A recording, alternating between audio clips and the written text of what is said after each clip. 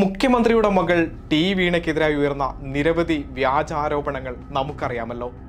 Vigilance കോടതിയിൽ നിന്നും മാത്യു കുഴൽനാടനെ വൻ തിരിച്ചടി കിട്ടിയ ശേഷം അവ ബോധ്യപ്പെട്ട് അദ്ദേഹം ഒന്ന് ഒതുങ്ങിയിരുന്നു.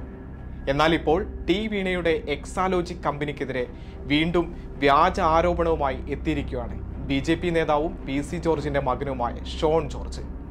മനോരമ ദിനപത്രം പ്രസിദ്ധീകരിച്ച വാർത്ത ഏറ്റുപിടിച്ചായിരുന്നു ഷോണിന്റെ ആരോപണം. മുഖ്യമന്ത്രിയുടെ മകൾക്ക് അബുദാബി ബാങ്കിൽ അക്കൗണ്ട് ഉണ്ടെന്നായിരുന്നു ആ വാർത്ത. അത് വ്യാജമെന്ന് തെളിഞ്ഞതോടെ മനോരമയും ഷോൺ ജോർജും ആകെ അങ്കലാപ്പിലാണ്. ഒന്ന് ഗൂഗിളിൽ തിരഞ്ഞാൽ ലഭിക്കാവുന്ന വിവരമാണ് മനോരമയും ഷോണും വലിയ വായിൽ കൊട്ടിഘോഷിച്ചത്. ടി വീണ MD ആയുള്ള കമ്പനിയുടെ പേര് എക്സാലോജിക് സൊല്യൂഷൻ എന്നാണ്. എന്നാൽ മനോരമയും ഷോണും പറഞ്ഞത് ചെറുതായല്ല വലുതായൊന്നു പാടി. അത് UK ആസ്ഥാനമായി പ്രവർത്തിക്കുന്ന ബഹുരാഷ്ട്ര കമ്പനിയായ എക്സാലോജിക് കൺസൾട്ടൻസി ആയിരുന്നു. ആ കമ്പനിയുമായി ബന്ധപ്പെടുത്തി എന്തൊക്കെയാണ് പറഞ്ഞുകൂട്ടിയത്.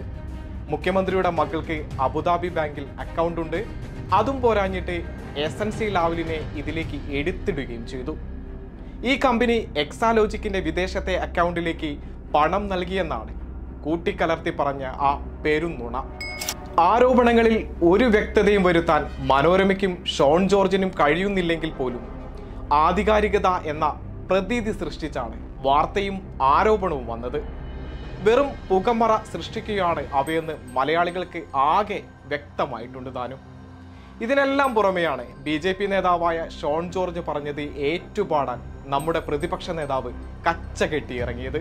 ആധികാരികമായി വ്യക്തതയോടെ സംസാരിക്കുന്നയാൾ എന്നൊക്കെ പല വിശേഷണങ്ങൾ പലരും VD സതീഷിനെ ചാർത്തി കൊടുത്തിട്ടുണ്ട്.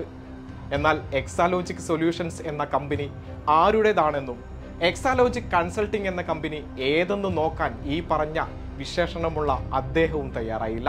കേരളം ഭേദപ്പെട്ട പ്രതിപക്ഷത്തെയും വകതിരിവുള്ള പ്രതിപക്ഷ നേതാവിനെയും പ്രതീക്ഷിക്കുന്നുണ്ടെന്ന് വീണ്ടും തെളിയിക്കാൻ VD സതീഷിന് ഭംഗിയായി കഴിഞ്ഞു. BJP നേതാവ് ഉന്നയിച്ച വസ്തുതയുമായി പുലബന്ധമില്ലാത്ത കാര്യങ്ങൾ ഏറ്റെടുത്ത് വീണ്ടും ഉന്നയിക്കാൻ VD സതീശൻ തയ്യാറായി എന്നത് കോൺഗ്രസിലെയും UDFിലെയും നേതാക്കൾ പരിശോധിക്കേണ്ടതുണ്ട്. ആർക്കെതിരെയും ആരോപണങ്ങൾ ഉന്നയിക്കാനുള്ള സ്വാതന്ത്ര്യം ഈ നാട്ടിലുണ്ടെന്നത് വസ്തുതയാണ്.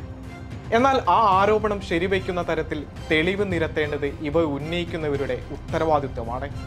എന്നാൽ ആ സാമാന്യ ബോധ്യം പോലുമില്ലാതെ BJP നേതാക്കളുടെ വ്യാജ ആരോപണങ്ങൾ VD സതീഷിനെ പോലുള്ളവർ വീണ്ടും എടുത്തേറിയുന്നതിൽ ദുരൂഹത സംശയിക്കുന്നവരെ തള്ളിപ്പറയാനാവില്ല. അത് കൃത്യമായ ഗൂഢാലോചനയുടെ ഭാഗമാണോ എന്ന് UDFിലെ ഘടകകക്ഷികളെങ്കിലും പരിശോധിക്കേണ്ടതുണ്ട്.